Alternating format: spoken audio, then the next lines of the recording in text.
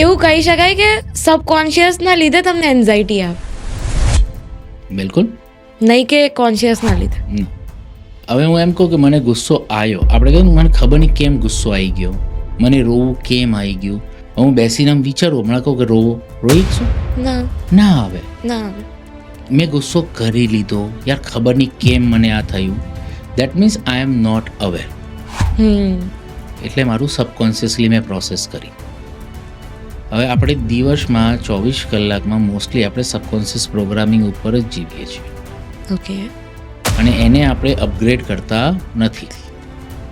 હવે જેમ હું એમ કહું કે કપડાની ચોઈસ, મને આ કલર ગમે છે, આ વસ્તુ ભાવે છે, આ વસ્તુ આપણે ચોઈસ કરી દીધી છે ને, એ સબકોન્શિયસ ચોઈસ છે. તમે નવું કરવા ગયા, નવું કોઈ ટેસ્ટ કરવા ગયા ત્યારે તમે કોન્શિયસલી બહુ સભાનો છો. અને તમને આંખ બંધ કરીને મેં કોઈ સ્વીટ્સ ખવડાવી દીધી જે તમે ખાધેલી છે, તરત તમે કહેશો આ છે.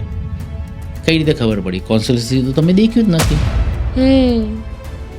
એ તમારી ઇન્દ્રિયોએ સેન્સ કરીને સબકોન્શિયસ આન્સર આપી દો કે તમારા પ્રોગ્રામિંગમાં ફિટ છે, એટલે તમને ખબર છે. Yes yes yes yes. Okay. તમારા ડેટાબેઝમાં એ વસ્તુ નહીં હોય તો તમે રિએક્ટ નહીં જ કરો. ત્યારે તમારી કોન્શિયસ સભાન તરત આવશે કે આ શું આવ્યું. આપણે ઘરે જવું હોય, ડ્રાઇવિંગ કરતા હોય, ઓટોમેટિક સબકોન્શિયસલી જ આપણે ફંક્શન કરીએ છીએ. અગ્રી. એટલે નથી કહેતા કે કોઈ બી હેબિટ તમારી લાઈફમાં 4 દિવસ જોશ આવે કે હું કાલથી આ કરી દઈશ, એ 4 જ દિવસ રહે. કારણ કે તમે કોન્શિયસલી કર્યું છે. 10% પાવર કોન્શિયસ પાસે છે, 90% પાવર સબકોન્શિયસ પાસે છે.